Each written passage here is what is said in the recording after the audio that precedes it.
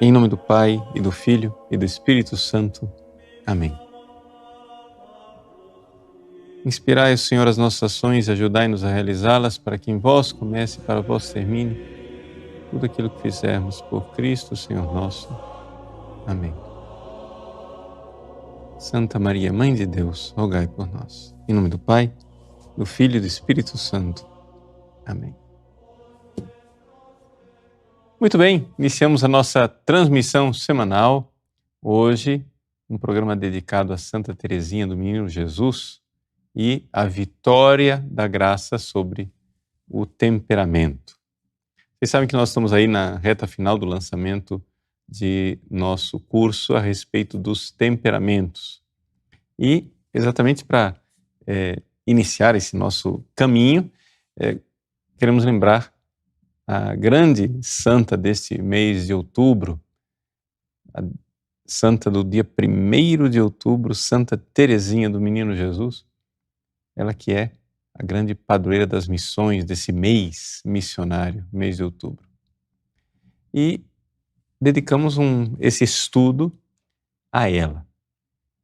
Em que sentido? Olhar como aquilo que é o temperamento pode ser uma tendência biológica, pode ser vencido pela graça. Primeira coisa, uma noção básica daquilo que é temperamento, porque, claro, você vai assistir o curso, né? Eu ainda não expliquei o que é temperamento, mas isso nós vamos aprender no curso. Temperamento quer dizer o seguinte: existe em nós uma disposição que nós herdamos dos nossos pais. É uma questão biológica. Nós não somos anjos e nem somos animais. Nós somos corpo e alma. Mas o que acontece é que existe uma carga de hereditariedade no nosso corpo, não é? Ou seja, você olha para os meus pais e você vê nos meus pais traços que estão no meu rosto.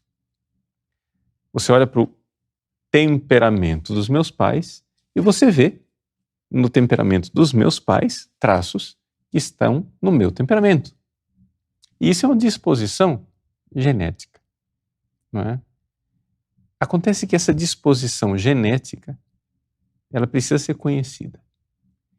É um conhecimento que, digamos assim, se você passar a vida sem ele, você chega no céu, tá? Não é?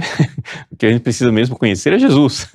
Mas se você tiver um conhecimento um pouquinho melhor de como funciona a mecânica do seu carro, você vai conseguir dirigir o carro melhor. Então, é essa a questão do temperamento. E para incentivar você a fazer o curso sobre o temperamento, nós vamos falar de uma santa que tem um temperamento bem marcado, bem claro.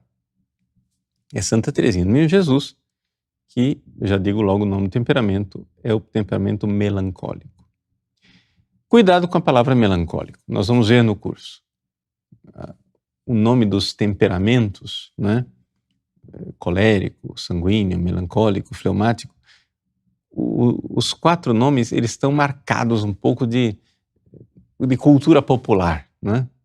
O que é o colérico? O colérico é uma pessoa que se irrita. Não, uma pessoa que se irrita é um ser humano. Todo ser humano se irrita.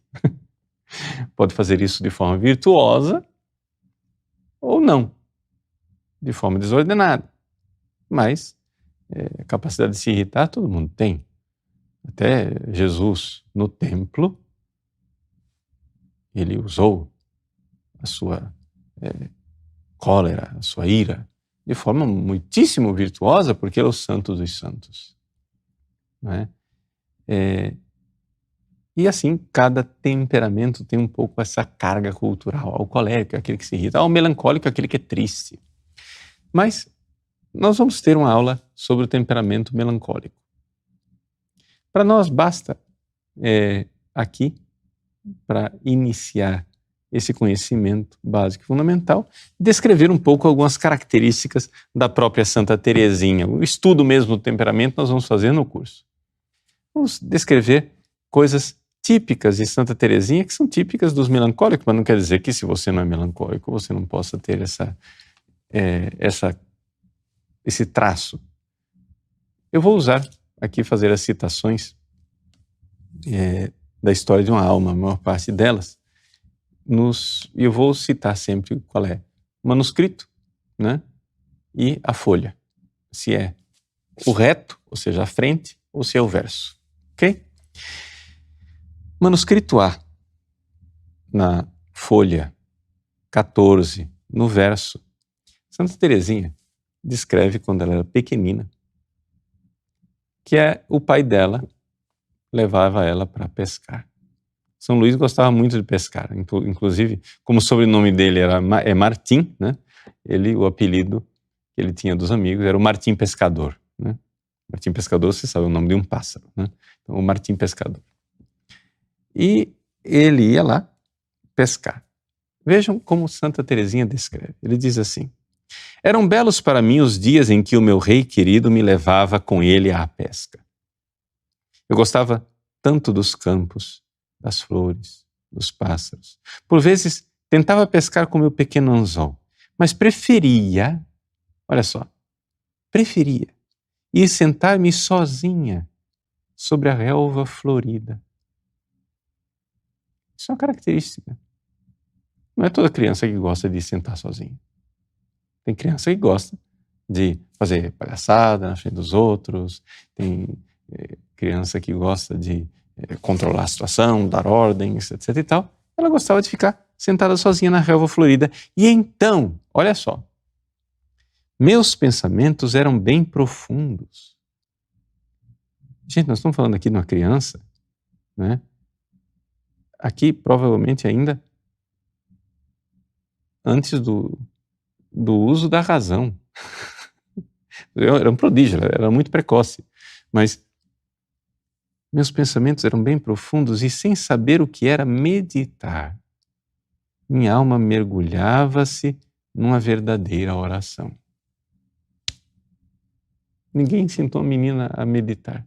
E ela ficava sozinha nos seus pensamentos e automaticamente ia para a oração.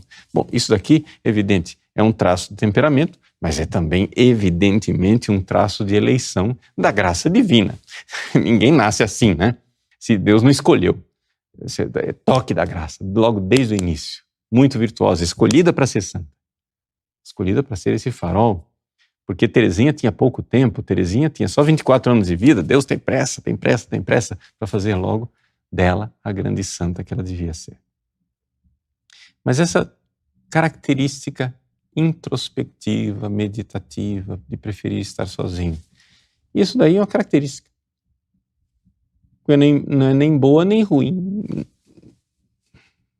Não fede nem cheira. É uma característica que você pode usar para o mal, para ser egoísta, fechado em si mesmo, pensando só nas suas coisas, ou você pode usar para o bem, sendo instrumento da graça, como aqui Teresinha, que mergulhava em meditações e rezava. O temperamento melancólico, a gente sabe, é o temperamento que faz as pessoas assim facilmente irem na direção da oração.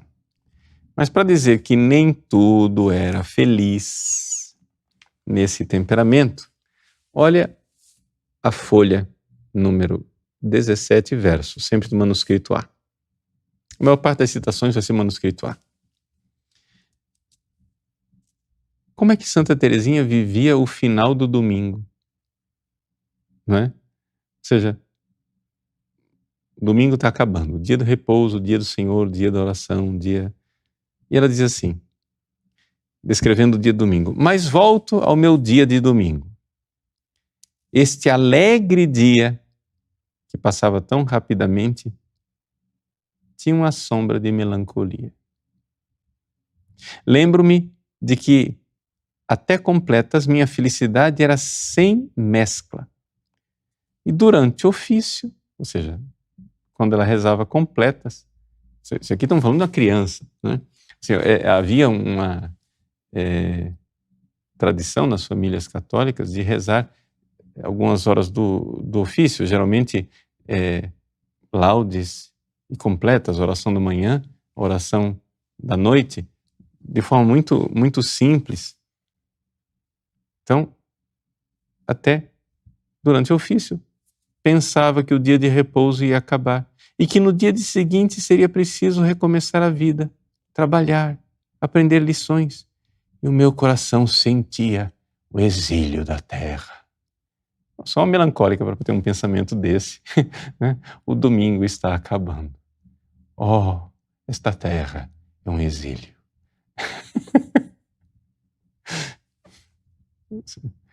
Dificilmente um sanguíneo, gente boa, ia ter um pensamento desse.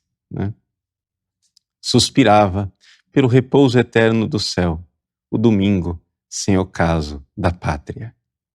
Ou seja, são pensamentos muito virtuosos. É uma melancólica virtuosa já desde o início. Não é? Mas a gente vê claramente o temperamento, grita, né? O temperamento está mostrando quem ela é, não tem dúvida nenhuma. Pois bem, o fato, porém, é que Santa Teresinha não tinha só a graça, não tinha só o temperamento. Ela tinha, como todos nós temos, os acidentes da vida. E os acidentes da vida deixam marcas no nosso psiquismo, chama-se traumas. E o trauma não faz parte do temperamento, o trauma faz parte da sua história pessoal. Nós somos feridos. Ninguém nasce com feridas, a não ser as feridas do pecado original que todos nós temos. Mas as feridas no corpo a gente vai adquirindo com a vida. Também as feridas emocionais a gente adquire com a vida. Assim como você sobe numa árvore, quebra o braço, ou então, eu tenho uma ferida aqui no rosto. Né? Isso aqui foi uma garrafa de Coca-Cola que estourou quando eu estava na 7ª série. Né? Não sei quantos pontos eu levei aqui. Quase foi, naquela época eu não usava óculos, quase foi embora o meu olho. Garrafa de Coca-Cola, o pessoal não, mas garrafa PET não estoura, né? Naquela época não tinha garrafa PET, era vidro mesmo. Garrafa de 1 litro de Coca-Cola, né? Eu subi uma escadaria correndo, chacoalhando a garrafa, junto com outros colegas, porque nós tínhamos revelação do amigo oculto. E chegou lá em cima, um dos amigos, com a garrafa dele, colocou a garrafa em cima da mesa, a garrafa, puf, estourou. Foi na minha cara. Tá aqui a ferida. Eu não nasci com isso. Do jeito que eu feri aqui esse meu rosto, eu tenho também feridas emocionais. De coisas horríveis que acontecem na vida da gente. Que deixam marcas. Não é? Sei lá, para pegar uma ferida recente, todos vocês sabem, há 2 anos atrás morreu minha irmã mais velha. Minha irmã mais velha. Ora, eu já sou crescido, mas isso deixa uma marca. Isso deixa uma marca. Eu não penso nela, eu sei, está com Deus. Pelo amor de Deus, eu não duvido da salvação eterna, não duvido da felicidade do céu, mas minha irmã me faz falta. E tem algo que eu sinto que ainda não cicatrizou. Não estou desesperado, não estou nada disso, mas a cicatriz fica, está lá. Eu tenho que ter paciência.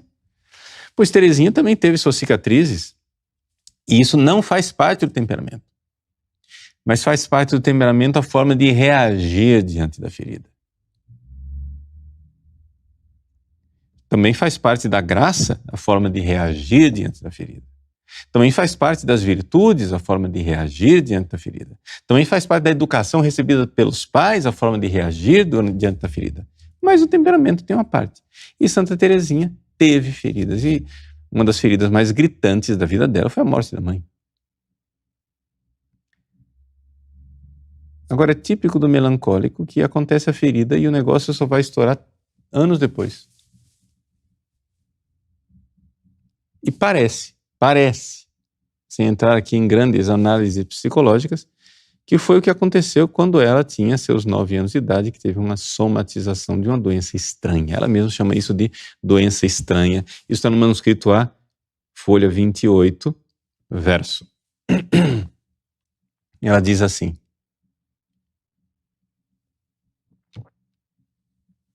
que não sei como descrever uma doença tão estranha. Estou persuadida agora de que era obra do demônio. Então, Santa Teresinha, por quê? Porque Paulina resolveu entrar no Carmelo. A irmã que ela tinha escolhido para ser a substituta da mãe. Então, a perda daquela segunda mãe fez ressuscitar a perda da primeira mãe. E ela começou a somatizar, depois pensou que estava curada. Ela diz aqui que voltou para casa e eu assegurava que estava perfeitamente curada e não mais precisava de cuidados. Eu estava apenas no começo da minha prova. No dia seguinte tive uma recaída e a doença tornou-se tão grave que, segundo os cálculos humanos, não deveria mais sarar. Ou seja, as pessoas estavam achando que ela estava às portas da morte. De cama. E ela, ali, no meio dos seus delírios, chamava por mamãe. Mamãe aqui no caso era a Maria, a madrinha de batismo dela, a irmã mais velha, que é o que sobrou.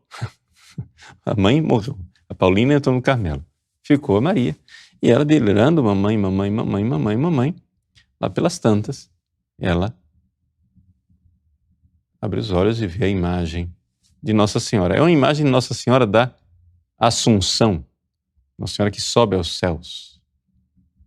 Que é uma imagem com um rosto, um semblante não alegre, não está sorrindo, é um rosto sério. Poderia dizer até meio tristonho. Uma estátua toda branca, sem cor, era só a cor do mármore branco. Ela olha para a estátua e Nossa Senhora aparece para ela e sorri. E ali tem uma cura parcial, mas uma cura, não é? Dessa ferida afetiva que ela teve. Mas olha a reação de Teresinha, e essa é uma reação bem típica do temperamento dela, mas que ela reage, evidentemente, também com muita virtude e muita graça de Deus. Veja, ela diz assim, essa doença estranha que ela estava persuadida de que era obra do demônio, mas, por muito tempo, depois de minha cura, acreditei ter ficado doente de propósito e isto foi um verdadeiro martírio para a minha alma. Ou seja, ela sabia que a doença era estranha, que as doenças... Ela está dizendo aqui que a doença é de fundo psicossomático.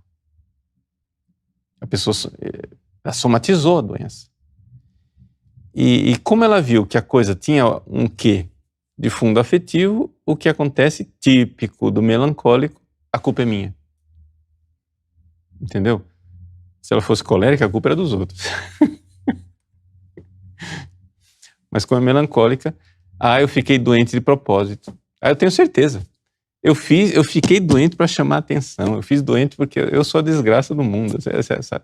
Essa culpabilização, que era um verdadeiro martírio para ela. Mas você pode reagir diante desta acusação interior de forma virtuosa. E ela, de fato, reagiu de forma virtuosa. Como? Procurando ajuda. Procurando ajuda, aconselhamento.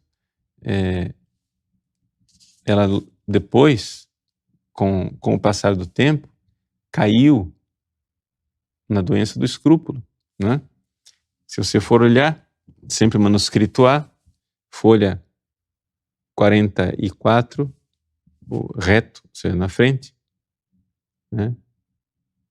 Ela fala assim, que quando Maria entrou para o Carmelo, eu ainda era bastante escrupulosa, né?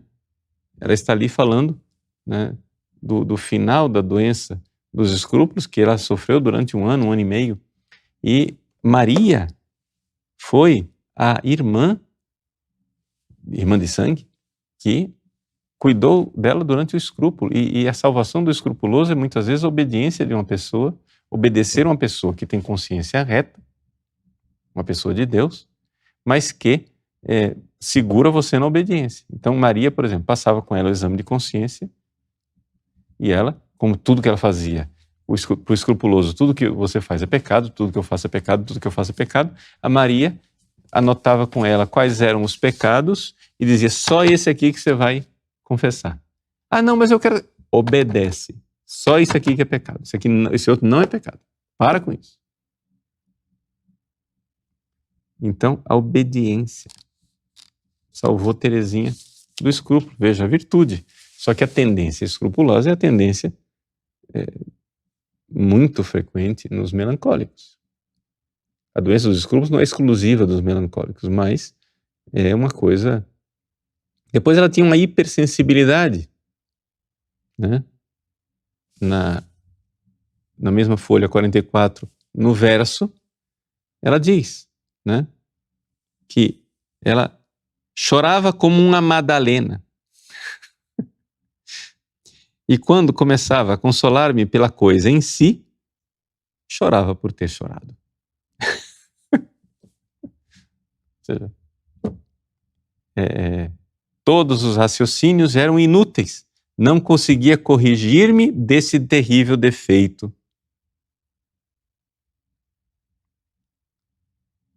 Então veja, aqui, Teresinha, né, escrúpulo, hipersensibilidade. É necessário notar aqui a diferença da hipersensibilidade do melancólico, porque o melancólico ele leva tempo para, digamos assim, imprimir uma emoção. Mas quando aquela emoção agarra nele, não sai mais. É um negócio assim, que não sai mais. É difícil de sair. Então aqui é essa coisa da hipersensibilidade, né?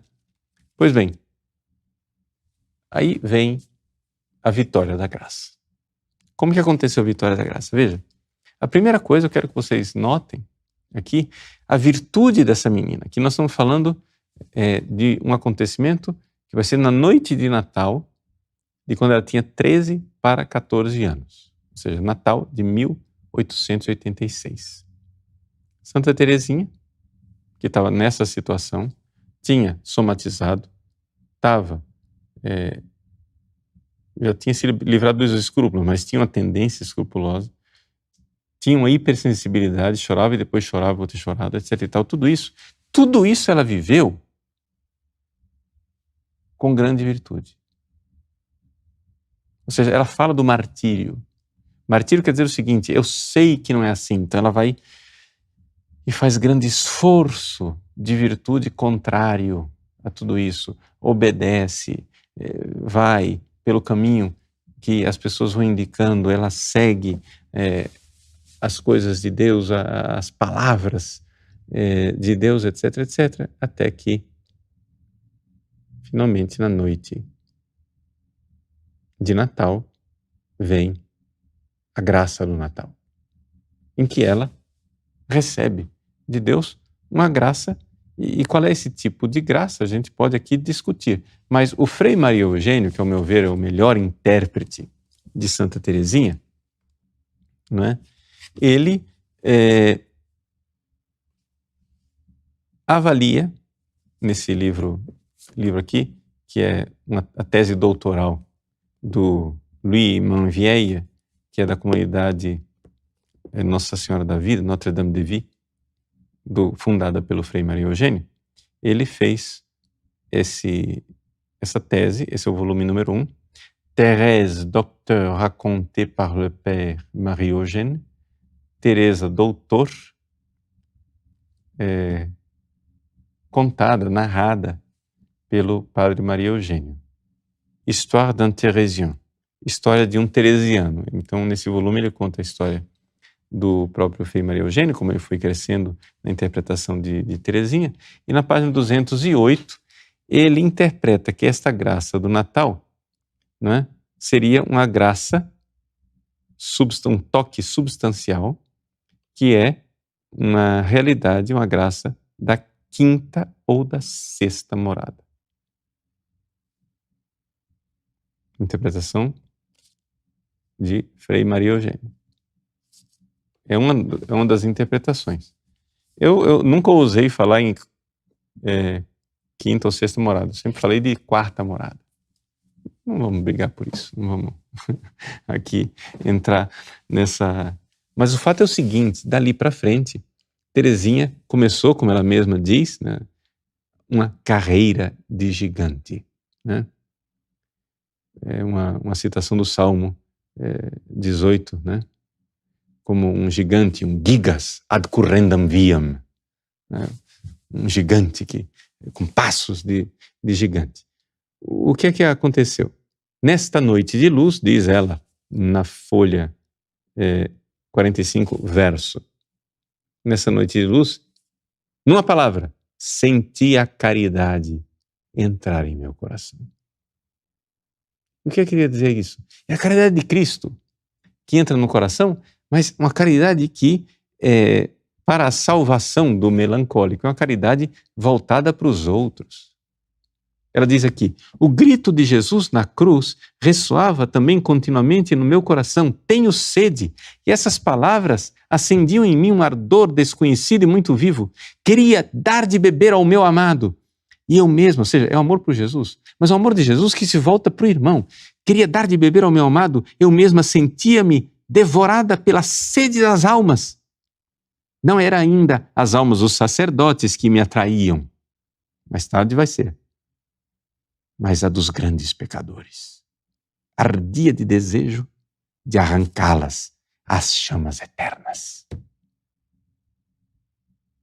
Isso é na mesma página que ela está descrevendo o milagre que ela chama de conversão, a minha conversão, à noite de Natal. Onde é que está a conversão dela? Quer dizer que ela deixou de ser melancólica? Não. Porque se é um dado biológico, a tendência biológica continua lá, mas a virtude, né, e a cooperação com a graça divina foi transformando esta menina, que passou por esta grande purificação, e ali ela passou pela porta estreita na noite de Natal.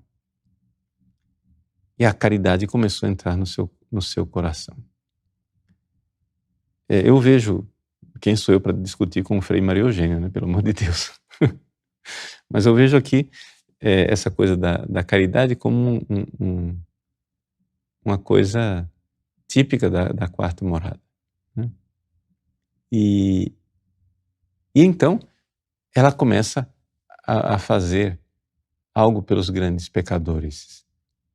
Logo em seguida ela narra, na folha 46 reto, na página seguinte, a história de Pranzini, que era um grande pecador, que tinha sido condenado à guilhotina, e ela queria rezar pela conversão dele. E ela diz assim, que ela contou a história para Celina, né? E, longe de zombar de mim, pediu para ajudar-me a converter o, aspas, meu pecador. Pranzini era o pecador de Teresinha, o meu grande pecador. Ela foi e procurou um grande pecador que ela queria converter, levar para o céu. E começou a fazer sacrifícios, orações, etc e tal, e pronto, para impedir que ele caísse no inferno. E aí Celina desconfiou, por que você está fazendo tudo isso? Ela contou o segredo. É para a conversão de Pranzini. Eu vou ajudar você também a converter o seu pecador. Então, vejam a grandeza espiritual dessa menina e você começa a ver como o temperamento, aqui é que vem, que antes era, digamos assim, um freio, uma vez que se deixa levar pela graça, ele começa a ser uma feliz disposição na direção que Deus quer. Ou seja, aqui a gente vê O melancólico, ele por natureza, ele não é apostólico. Ele é mais concentrado. Lá a Teresinha sentada na relva e fazendo profundas meditações. Essa é ela. Mas agora ela se torna apostólica. E ela vai atrás dos grandes pecadores. E ela tem que ir não sei o que, etc e tal. E aí ela decide entrar no Carmelo para converter os pecadores. E depois, mais tarde, que ela viajou para Roma e começou a conviver com padres e viu que padre tinha pecado, porque ela achava que antes ela achava que padre eram uns anjos. Aí ela decidiu que ela ia entrar no Carmelo para salvar as almas. Ela mesma diz no exame dela, antes de ser admitida, ela diz na folha 69, verso: vim para salvar as almas e, sobretudo, para rezar pelos sacerdotes. É isso que ela diz ao entrar no Carmelo. Salvar as almas e rezar pelos sacerdotes. Pois bem, ela tornou-se apostólica, etc, etc. Isso é a obra da graça. Mas no que é que o temperamento melancólico ajudou nisso? Bom, a cabeçudice do melancólico ajuda. Por quê? Porque ela, quando ela decidiu que o jeito que ela tinha de ajudar os grandes pecadores e os sacerdotes era entrar no Carmelo, ela vai determinada, como diria Santa Teresa, com determinada determinação.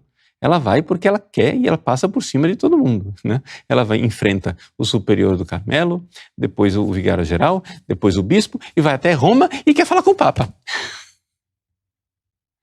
Ou seja, essa coragem, que é virtude e é graça, ela é ajudada pela fixação que o temperamento ajuda, não é? Ou seja, o melancólico, quando ele se fixa numa coisa, ele fica. Isso é uma feliz disposição, coisa que os sanguíneos não têm. Os sanguíneos são meio estabanados, perdidos, esquecidos, etc, etc. Então, essa feliz disposição.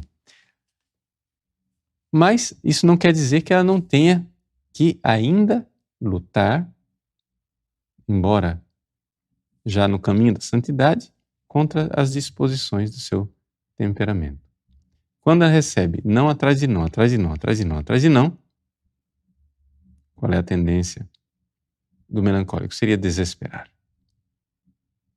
Mas ela não faz isso. Quando finalmente ela volta para Lisieux, depois da viagem de Roma, e não adiantou nada, não entrou no Carmelo, chegou no Natal seguinte da sua grande conversão, nós estamos falando aqui de 1 ano de distância do milagre do Natal, ela, que já tinha enfrentado o mundo para entrar no Carmelo e salvar os pecadores, vai até o Carmelo. E as irmãs a surpreendem no locutório, entregando para sua surpresa uma imagem do menino Jesus com uma bolinha e na bola escrito Teresinha. Isso era uma comparação dela.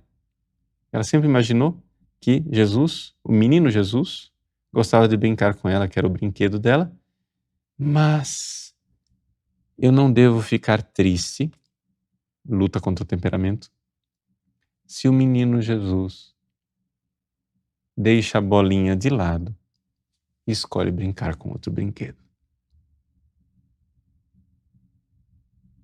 Depois da missa da meia-noite, aquela mesma missa da meia-noite da sua conversão, ela volta para casa e Celina fez uma surpresa para ela. Encontrei em meu quarto, dentro de um recipiente encantador, um naviozinho que trazia um pequenino Jesus dormindo com uma pequena bolinha aos pés. Na branca vela, Celina escreveu estas palavras. No navio tem uma vela, né? Navio a vela. Jesus dormindo no navio e na vela escrito: durmo, mas o meu coração vela. Jesus parecia dormir no meio da tempestade. da vida de Terezinha, onde tudo era não, não, não, não, não, não, não. Eu durmo, mas o meu coração está em vigília, está acordado. E sobre a barca, esta única palavra, a barquinha. A barquinha tinha um nome. Abandono. Abandono nas mãos da providência. Eis aí que a tendência melancólica de eu vou me mudar, porque quando eu conseguir controlar tudo, o meu mundo interior, o mundo está resolvido, ela entrega as rédeas na mão de Cristo e se abandona. Ah, se Jesus não falava ainda à sua noivinha, ou seja, qual era o sofrimento para Terezinha nesse momento? É que Jesus estava calado. Jesus não respondia às orações dela. Ela queria entrar no Carmelo e o Carmelo de porta fechada. Ela tinha clareza da vocação dela, mas Jesus parecia dizer não, sua vocação é essa. Fica do lado de fora.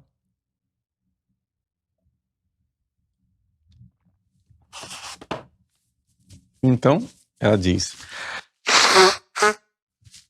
Desculpa a trilha sonora.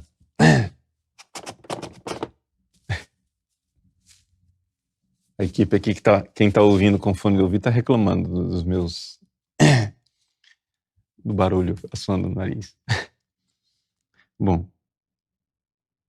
Ah, se Jesus não falava ainda à sua noivinha, se seus olhos divinos estavam sempre fechados, pelo menos revelava-se a ela por meio de almas que compreendiam todas as delicadezas e o amor de seu coração.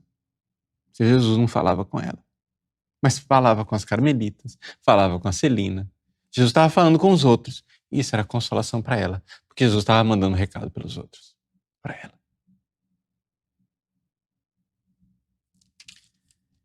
Então aqui a gente vê, né, a grandeza de Terezinha, que já vive aqui a sua pequena via, seu pequeno caminho. Ela vai descrever essa pequena via que para nós, faz com que ela seja essa grande doutora da igreja. Quero recordar que Terezinha, né, é uma das poucas mulheres na lista dos doutores da igreja e é a mais nova em absoluto, ou seja, a mais jovem de todos os doutores da igreja. E ela nos ensina o caminho da sua pequena vida. No manuscrito C, já no início, na segunda folha, no verso, ela conta para a Madre, né, Madre Maria de Gonzaga. Como sabeis, sempre desejei ser santa. Mas ai, comparando-me com os santos, sempre constatei que há entre eles e eu a mesma diferença que existe entre uma montanha cujo cimo se perde nos céus e o grão de areia obscuro calcado aos pés dos caminhantes. Uma constatação bem melancólica. Ou seja, se tudo vai mal, a culpa é minha. Essa é a tendência do melancólico. Tudo vai mal, a culpa é minha. Então, os santos são grandes e eu sou nada. Eu sou pó no sapato das pessoas. Mas aqui vem a grandeza da vitória da graça. Ao invés de me desanimar, disse a mim mesmo, o bom Deus não poderia me inspirar desejos irrealizáveis. Eis aí a graça. Ou seja, uma mulher que por temperamento toca com a mão a sua incapacidade de ser santa. Ou seja, o sentimento dentro dela grita e diz, você nunca vai ser santa. E qual é a tentação a tendência própria do temperamento é desanimar, é desesperar. Ela diz: ao invés de me desanimar, disse a mim mesma, o bom Deus não poderia me inspirar desejos irrealizáveis. E aí ela vai descrevendo como ela foi, por revelação divina, descobrindo essa questão da ascese, da pequena via, né? Depois, aqui, quem quiser saber qual é a pequena via, veja aí, tem vídeos meus sobre isso, não vou aqui, mas é basicamente a coisa de a ascese de ficar menor ainda para passar pela porta estreita, né? A ascese de diminuir de tamanho, a gente chama isso, pode-se usar a palavra infância espiritual, mas não tem nada de infantilismo, tem a ver de um grande esforço para diminuir de tamanho, como uma criança que para nascer ela precisa passar pela porta estreita do nascimento, do parto, né? Aqui ela precisa passar pela porta estreita e ficar bem pequena, né? Tupti. Então, bem pequeno, é isso que eu tenho que ficar. Agora é interessante como Santa Teresinha, por graça divina, ela já desde pequena notou o problema do seu temperamento, e certamente isso teve muito a ver com a educação que ela recebeu dos seus pais, principalmente do pai e das irmãs, porque a mãe faleceu, ela era muito pequenina, de tal forma que ela anota, nas anotações de retiro que ela tem, ela recebeu a primeira comunhão em maio de 84. Isso quer dizer que ela tinha 11 anos de idade. Com 11 anos de idade, ela fez propósitos de primeira comunhão. E quais foram os propósitos de primeira comunhão dessa menina, dessa moleca de 11 anos de idade? 3 propósitos. Primeiro, não desanimarei.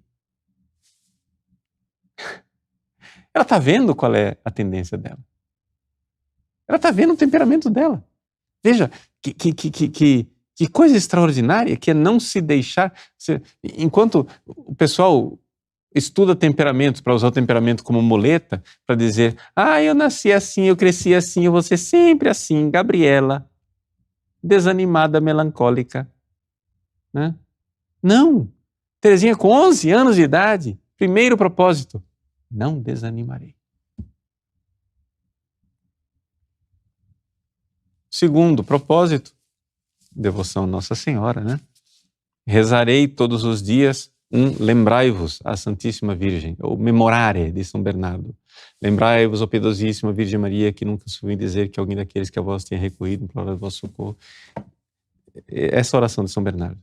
Irei rezar todos os dias. E o terceiro propósito também é extraordinário, luminoso. Procurarei humilhar o meu orgulho. Orgulho. Mas o orgulho não é a tendência do colérico? Tem uma oração, eu não marquei aqui, mas depois vocês olham, isso é fácil de encontrar na internet. Tem uma oração de Santa Teresinha que ela fez para uma de suas noviças, oração para pedir a humildade. Onde ela diz o que é esse orgulho dela. Ela diz assim, que eu faço de manhã o propósito de humilhar o orgulho, de vencer o orgulho, todos os dias. Aí eu vou. Quando chego no final do dia, vejo que não consegui vencer o orgulho, mas aí eu noto, com a sabedoria espiritual,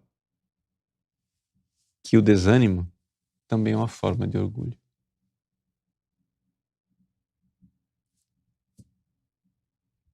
O orgulho do melancólico é o desânimo. Por quê? Porque você está confiando em você. A confiança em Jesus. Então, ela vai e olha para o coração de Jesus e diz, Jesus, manso e humilde de coração, eu confio em vós. A pequena via, essa confiança, fazer esse pequeno e subir para o céu no elevador que são os braços de Jesus. Vejam que coisa extraordinária, não é? Ver a vitória da graça sobre o temperamento. E finalmente, para coroar a coisa, a gente não poderia terminar sem falar do ato de oferecimento, a oblação de Santa Teresinha como vítima ao amor misericordioso.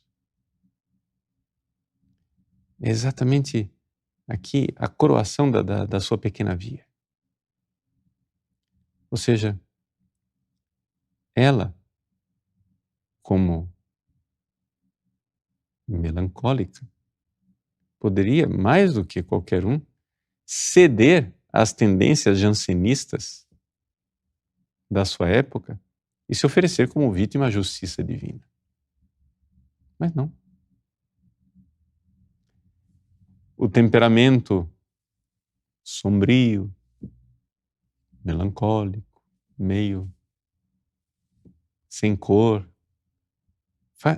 vencido pela graça, faz com que ela tenha uma disposição luminosa, onde todas as perfeições divinas, aquela que ela olha com mais alegria, é para a misericórdia. Diz, se a justiça divina tem vítimas, e a justiça é uma perfeição divina, por que a misericórdia não terá suas vítimas também? E eu me ofereço como vítima de amor. Como vítima de amor da misericórdia. Porque a misericórdia triunfa sobre todos os males. No leito de morte, uma das palavras dela, nos últimos colóquios, ela diz assim: se eu tivesse cometido todos os crimes possíveis, moi, si j'avais commis tous les crimes possibles, je garderais toujours la même confiance. Eu guardaria sempre a mesma confiança.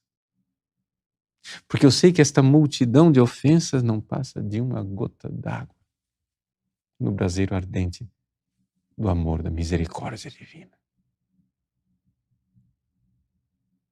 Tendência do melancólico ao desespero triunfa. Uma confiança à misericórdia infinita. Que beleza. Que coisa extraordinária. Então, grande alegria de nós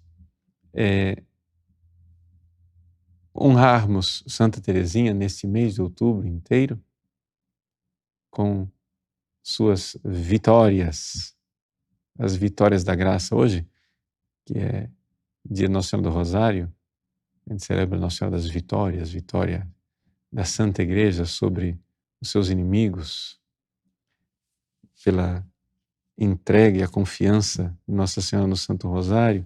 Nós que estamos nesse mês das missões, a igreja que teve tantos missionários grandiosos, missionários mártires, missionários heróicos, a igreja escolhe como padroeira das missões uma freira que nunca saiu da clausura de um Carmelo.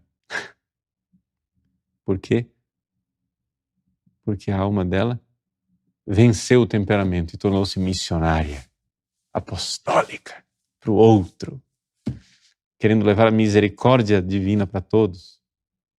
Então, nesse mês, né, vamos cooperando com a graça divina. Vamos fazer a nossa parte. Muitas coisas atormentam o coração das pessoas.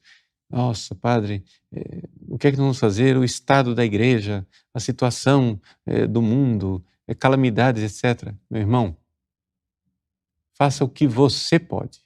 E o que você pode é ser fiel à graça divina. Cooperar com a graça. É isso que nós podemos. Ser fiéis até o último derramamento de sangue. A vitória da graça sobre as nossas fraquezas, sobre nossas misérias. É assim. É assim que acontece a vitória de Deus. Vamos lá, coragem. Coragem confiança na infinita misericórdia. Mude a você. Vamos nos mudando e fazendo a nossa parte. Deus abençoe. Pela intercessão de Santa Teresinha e de Nossa Senhora do Rosário. Abençoe-vos o Deus Todo-Poderoso, Pai e Filho e Espírito Santo. Amém.